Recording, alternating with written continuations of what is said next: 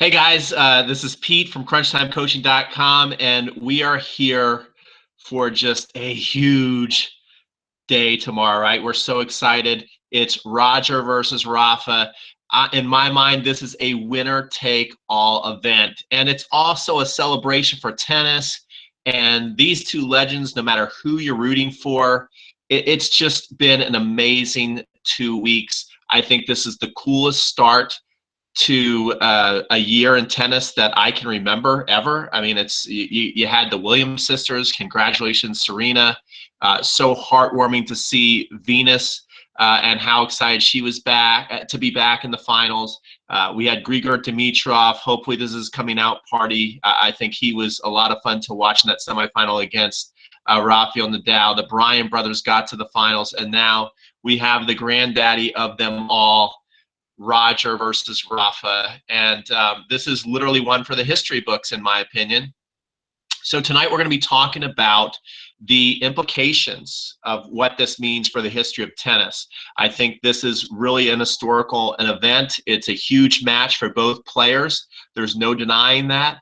And we're also going to analyze the match to see what both players need to do to win tonight. And I'm going to give you my pick on who I think is going to win the match and why. And I would love to see during the live broadcast, if you go over here just to the side of this video, you can comment. I'd love to see lots of interaction, lots of comments on this video, because I think this is going to be a lot of fun to talk about. So let's get right into it. First of all, if you don't know me, my name is Peter Freeman. My website is CrunchTimeCoaching.com. I am an online instructor. I've actually put the link right over to the side there. I'm an online instructor, and if you want to check me out, you can get some free lessons at CrunchTimeCoaching.com. But let's get right into it. So why do I think that this is such an important match for the history of tennis? Am I blowing this out of proportion? I don't think so. This does seem like a winner-take-all occasion to me, because if Rafa wins tonight, even if you're a huge Roger fan, and I am a huge Roger fan, but I'm also a huge Rafa fan. I probably more cheer for Roger than Rafa, but I'm not one of those who's all Roger and no Rafa. I know there's some of those out there too, and that's fine. But I really love both players. I respect both players. But if Roger does win, I mean, if Rafa does win tonight, I don't think we can ignore that he has beaten Roger in Grand Slams so many times now. He's already 6-2 in the finals against Roger Federer. And, what does that mean? It also means that, now all of a sudden, Rafa will have 15 Grand Slam titles and Roger's at 17, which makes the possibility of Rafael Nadal be able to catch Roger and maybe even surpass him, especially with his confidence up. He says he's feeling good physically, and then we go right into Roland Garros. So this could be huge for Rafa. On the other hand, if Roger is able to hold off Rafa, how can he not just then solidify, okay, Roger, you are truly the greatest, because now you have 18. It's going to be hard for anybody, including Rafa, to now catch 18. And plus, you've won number 18 at age 35, which is incredible. To win a major on the men's side at age 35 is just awesome. And also his whole consistency over his entire career. I'd love to know what your thoughts are. Is this truly a winner-take-all, to where if Roger wins this, do we call him now the GOAT for sure? But if Rafa wins it, is he now the greatest? One thing I want to do, and wish me luck on this, I want to share the screen because I want to show you guys some stats as far as Grand Slam finishes and who they had to play against, because I know a lot of people, there's two arguments, right? That, well, Roger has 17, but a lot of people who love Rafa will say, yeah, but those 17 Grand Slams, a lot of them were against not to say not high-level players, because anybody who gets to the finals is amazing. But when you're talking about the greatest players of all time, maybe it was a little watered down, some of his wins. And Rafa had to beat Roger many of those times to get his Grand Slams. So I'd like to take a look at that. Another thing is when people would say, yeah, but Roger, he lost to Rafa. Roger was older. Roger also already had 16 majors by the time he was 28. He had 16 of those by the time he was 28, and he had already lost to Nadal 5 times in majors by then. So obviously when they were playing each other, it wasn't like Roger was out of his prime. Djokovic just seemed to get into his prime at 28, 29 years old. Murray is now seemed like he's getting into his prime. So I think the argument to say that Roger was just an older player and that's why he started to lose to Nadal is not really true. Even just because he's 5 years older, he was still playing Nadal in many of those matches in his quote unquote prime. So I don't think that that's a valid argument. Plus, Roger just never seems to age. He still seems like he's moving just as good as ever. But let me see if I can share the screen with you guys so we can take a look at this. I think this will be interesting to look at. This may take a second here. It may be a little ugly, but I'm going to try it anyway. I'm a risk taker, so let's try it. I'm coming here. I'm going to share my entire screen and hit share, and then we're going to go to the internet. All right. So if we take a look at Rogers first, hopefully you guys can see this. We see that Roger, his first Grand Slam win was against Mark Philippoussis. Obviously, Philippoussis had a great serve, good player, but he's not in the top 50 players of all time. Then he beat Marat Safin. Marat Safin, again, a great player, but, to me, not one of the best ever. Andy Roddick had an awesome career, one of the best players, but certainly not one of the best players ever. And if you compare his game, even though he had a huge serve, huge forehand, but if you compare his game to Roger Federer, Nadal, Djokovic, Murray, and then some of the other greatest players like Lendl and Sampras and all those guys, he doesn't really stack up. He's not in that elite category to me. Leighton Hewitt, another awesome career. Still not the same as the other guys we're talking about. He beat Agassi. Now, Agassi, that's a huge win as far as Agassi's a legend. He belongs in that elite category. But Agassi played Roger when he was 35, and Agassi was a different 35. Okay, Agassi stumbled and limped across the finish line. He was, hurting physically. He was not the same player that he was. Agassi really got good in his late 20s, early 30s, but by the end, he had a lot of physical problems. Agdatis, again, a great player. So, and then he had a runner-up to Nadal, and he beat Nadal there at Wimbledon. And Nadal, again, you can make the argument, was very young at this point. So you can see that a lot of these Grand Slams early on were not against the elite all-time greats that Roger was stacking up a lot of these trophies. Now, he did have wins against Rafa. He has beaten Murray in a final. One of those wins was against Djokovic at the US Open, a very young Djokovic. So you take a look at this. Now, again, I'm not knocking Roger because Roger is my idol. He is my favorite. But if you compare it to what Rafa had to do to win his, here is probably the only one to where you're like, well, that's not, a huge name. Then you got Federer. Look at all these matches against Federer, winning most of them. Being Soderling. Now, again, that's a weaker, that's another tier down. Berdych. Then again, we go back and we've got Novak Djokovic and Roger Federer, Djokovic, David Ferrer, a lower tier player when you're looking at the history book. So you can see that most of these were against Federer and Djokovic. And then you had some other names in there. Okay, I'm going to go to stop sharing the screen. I would love to know what your comments are. Is it just however you win the Grand Slam is part of it, or is it about who you're beating in those Grand Slam titles that truly makes you great? Strength of schedule, you could say, where it did appear that Rafa, to get his Grand Slams, it was a little harder to do. Nadal also is up 23-11 in their head-to-head when you look at titles, though, if you're looking at consistency for who is the greatest player of all time, well, Federer's got 88 titles to Nadal's 69, so he's got quite a sizable lead there. And he has 1,086 wins and 245 losses versus Nadal, who has 808 wins and 175 losses.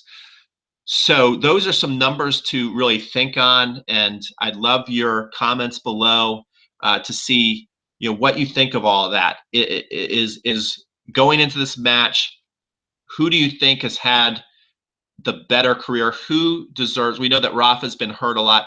Who deserves the title of greatest of all time, or it's somebody else besides these two? But let's just say it's these two. Who has had the better career? Who deserves to be called the greatest of all time? And does the outcome of tonight's match have a big part in what we say going further? Or is it just like another match and we should just celebrate the match and it really doesn't matter or have a big implication on their history and where we rank them as far as the best ever? I'd love to know your thoughts. Okay, let's get into analyzing tonight's match, or the match we're going to have early tomorrow morning. I believe it probably starts at 3 in the morning.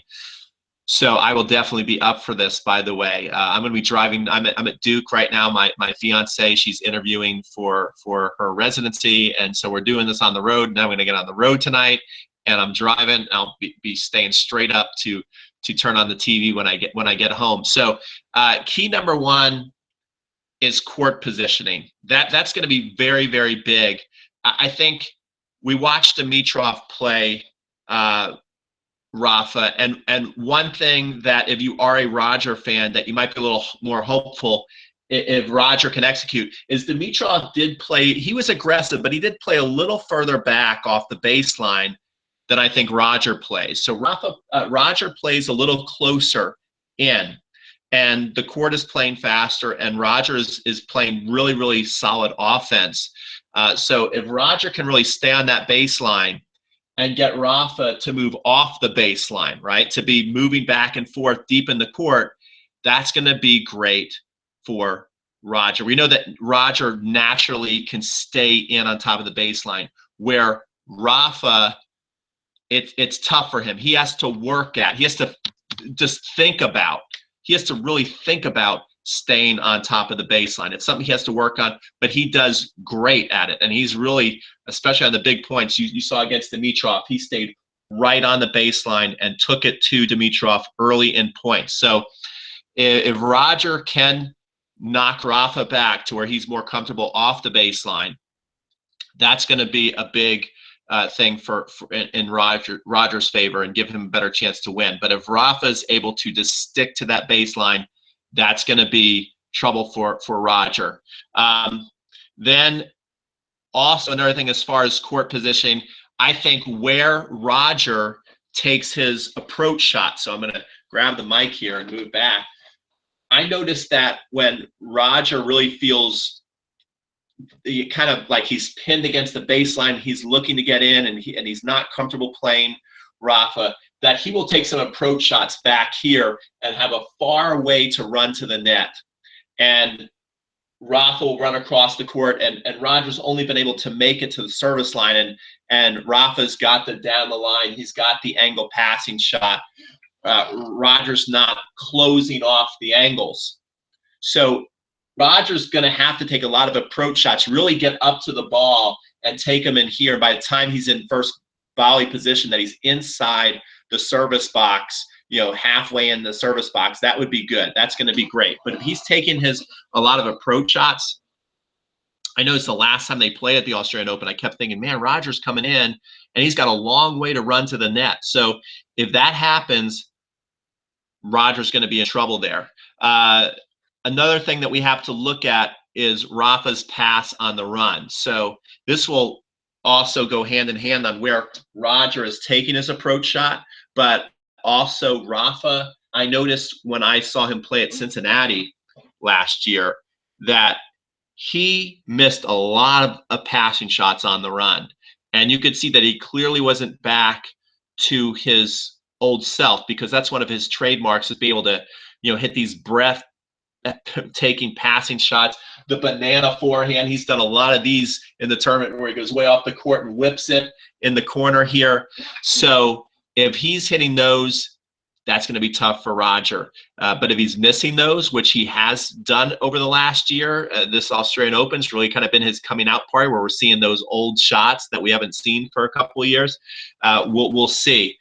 Another thing that we're going to be having to look for is the Roger Federer spray forehand. I think everybody who loves Roger Federer knows exactly what I'm talking about. He at the US Open a couple of years ago played incredible tennis to get to the finals, clearly playing the best tennis in the world. Then he played Djokovic. Now, that was a great match. Djokovic certainly had something to do with the way Roger played. But Roger would have a lot of routine approach shots in here. Then all of a sudden, he'd spray them long, hit some frame shots. And Roger tends to do that when he knows that he's playing somebody at his level or maybe somebody who's got the better of him. All of a sudden, that forehand, when he gets a little tight, can tend to fly off that racket. If he's able to keep that forehand under control, it's one of the greatest offensive weapons the game has ever seen. The other thing we're going to have to look for is Roger's first serve percentage. Roger absolutely has to serve over 60% tonight. If he can serve, anywhere over 60%, he's going to have a good chance to win. I like to see him over 65%. That's going to make me feel better as a Federer fan. If he's dropping in the 50s, he's going to be in big trouble. He's going to be in big trouble if his serve percentage is not over 50%. Also, another thing to look for is Rafa's out wide serve. How effective? One thing he's been doing, it's kind of weird. It's like his live arm is back. You notice when Rafa is not playing well that his serve, and let me know if you guys notice the same thing, it's almost like his arm becomes dead. Like you can see the ball's not really flying off his strings, especially on the serve. That his serve just seems a lot weaker than the rest of the players on tour. But now in this tournament, he's really getting his lefty out wide serve way off the court. I mean, I saw him get Dimitrov way off here, and on big points, then he'll step up into the court and hit his first shot over here, and the points pretty much been over in those first two shots when he does that. So we have to really look and see how well is Rafa hitting that out wide serve and how well is Roger defending that. So the next thing we need to look at, this is point number 7 I have, is who's going to beat who to the punch on break points. I think one thing that has been very clear in their matchup is Rafa historically has played the big points a lot better than Roger. And Roger seems to be able to create more opportunities in a lot of their matches. Rafa tends to have less break points against Roger, but converts at a higher percentage, where Roger a lot of times can give himself all kinds of chances to win. And you're like, if he could just, convert 30% of these, he would have won easily. In the last Australian Open they played in 2009, I know Roger had close to 35 break points, maybe even more than that. And I think he converted something like 3. It was a very low number. It was a very low number, very disappointing number, very frustrating number if you're a Federer fan, because it seems like when you get to those big points, 2 things happen. Either Roger chips the ball back in play, or Rafa beats him to the punch. Rafa just steps up his aggressiveness and goes for it very early in the point and takes that point from Roger. So Roger's going to have to beat him to the punch. I'd really love to see Roger position himself on the ad side, because that's where a lot of the break points are going to come from, just by the natural scoring of tennis. I'd like to see him position himself way in here and really dare Rafa to have to hit that down the middle ace. And even if you position your body a certain way, it's still easy to get to most of these serves in the box there. So that's going to be huge. Who can beat each other to the punch? The other thing is how much will, and I'd love if anybody has more insight. I know Roger's been hinting that he's got an injury, but it's really not going to have an effect on the play. That's kind of like very much Roger's style. He never likes to blame an injury on his loss. He appears to be moving amazing. I don't really notice him moving, not slower or anything, but what is the Roger mystery? Does anybody know? We know it's probably up in the groin area based off what he said to Courier. But how much is that going to be a factor? And then we also have to consider, is Nadal's epic match against Dimitrov going to play a part in this match at all, or is it not a big deal? I tend to think that Rafa's such a big-time, big-day player that being tired is not going to be an issue for him. I don't even think it's going to be an issue for Federer. Federer mentioned in his match interview after he beat Stan, he's like, if I don't have to put, if I'm going to put it all on the court, is basically what he said. He's like, if I can't play for another 5 months because of this match, so be it. They both understand how huge an event this is. So I think they're both going to be leaving it all out on the court. It's going to come down to who can execute the best.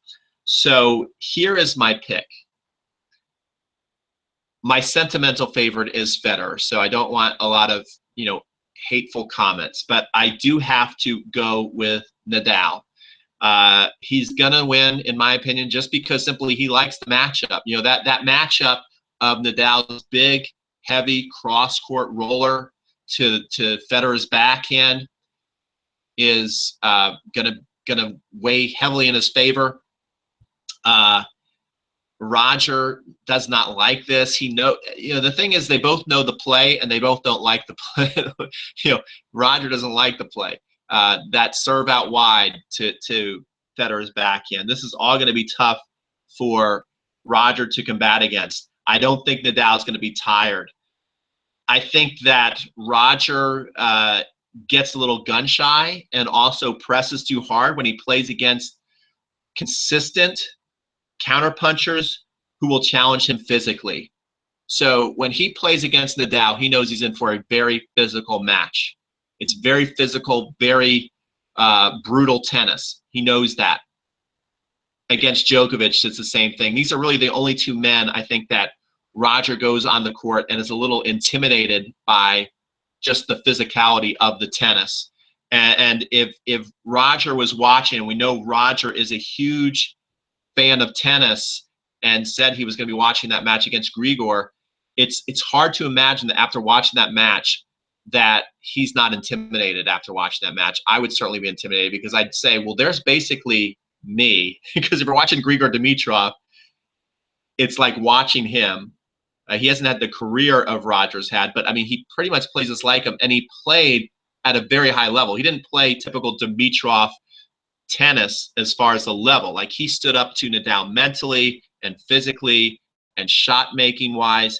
It was like, almost like a simulation of how a match could go against Nadal if Federer was playing his best, because I think that quality of match was every bit as good as our classic matches we've seen between Federer and Nadal. And it reminds us why we love these two, because just the contrasting styles is so interesting to watch, so beautiful to watch.